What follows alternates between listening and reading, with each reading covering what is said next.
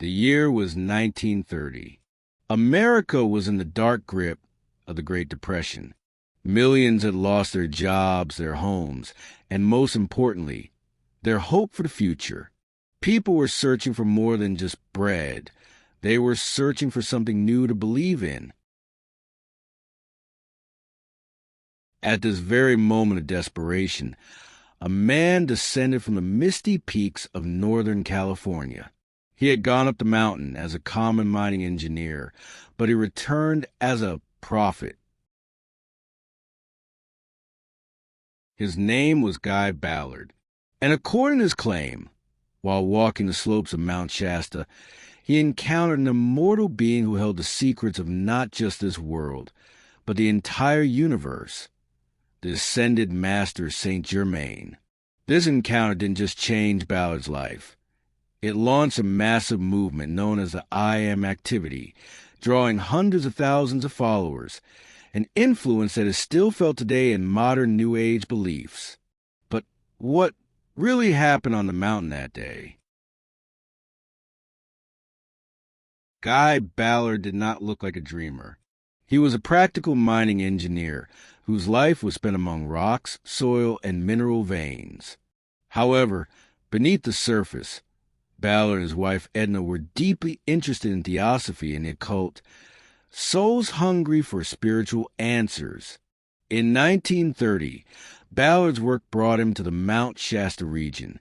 His official duty was mining research, but in his spare time, he took long walks on the slopes of the mountain to find the source of local legends and mystic energies. On that fateful day in August, he was on one of these walks. Thirsty and tired, he stopped to rest by a mountain spring. Ballard would later recount this moment in detail in his book, Unveiled Mysteries. As he was drinking water, he felt a presence. When he looked up, he immediately knew the man standing before him was no woodsman or hiker. The stranger looked incredibly young and vigorous. There was deep wisdom in his eyes. He approached Ballard and offered him a creamy, golden liquid that instantly removed his fatigue. As soon as Ballard drank it, he felt his body surge with electricity.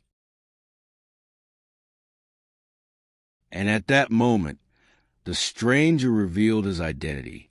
He was the Comte de Saint-Germain, the alchemist, philosopher, and immortal ascended master who was rumored to have roamed European courts for centuries. Saint-Germain told Ballard that humanity was on the verge of a great awakening, and that Ballard would be the messenger of this word. This wasn't just a conversation. According to Ballard, Saint-Germain physically took him inside the mountain through secret entrances into a subterranean world. Ballard's descriptions were mesmerizing. He spoke of vast halls made of polished crystal that glowed on their own. There were elevators powered by atomic energy, rooms made of pure gold, and cosmic mirrors on the walls where he watched his past lives. Hidden there were technologies left over from Lemuria and Atlantis. Saint-Germain showed him the violet flame, which would purify the world from evil. Ballard claimed he saw the true history and potential of humanity in these caves. When he returned to the world, he was no longer just an engineer. He was a messenger using the pseudonym Godfrey King. Ballard and his wife Edna unified these experiences under the I Am activity. Their message was a strange but powerful blend of Christianity, American patriotism, and theosophical mysticism. Desperate people from the Great Depression flocked to this message. By the late 1930s, they had hundreds of thousands of followers filling auditoriums in America's largest cities. People dressed in white listened to dictations from Saint-Germain and participated in mass prayers to clean the world with the violet flame. Ballard was no longer a miner. He was a type of American Messiah. However, every rapid rise has a fall. As the movement grew and donations increased, they caught the attention of the government and the media. Skeptics claimed Ballard's stories were plagiarized from previously written occult books, specifically A Dweller on Two Planets.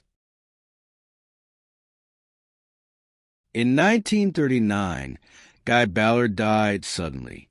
This was a massive shock to his followers, who believed in his immortality. Shortly after his death, his wife Edna and son Donald were charged with mail fraud. The allegation was that they were collecting money by selling things they did not believe in. The case turned into a historic legal battle that went all the way to the U.S. Supreme Court. The court ruled, the truth of beliefs cannot be judged. Only whether the person sincerely believes in those beliefs can be judged.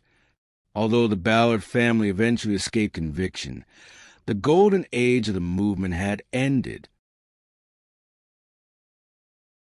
Although the I Am movement has shrunk today, its legacy lives on in every corner of Mount Shasta. Did Guy Ballard really encounter a master by the spring that day, or was a grand fabrication created by a desperate age? We will never know for certain. But one thing is clear. The man who descended from the mountain that day changed the modern world's perception of spirituality forever. And Mount Shasta continues to wait in silence with all its secrets.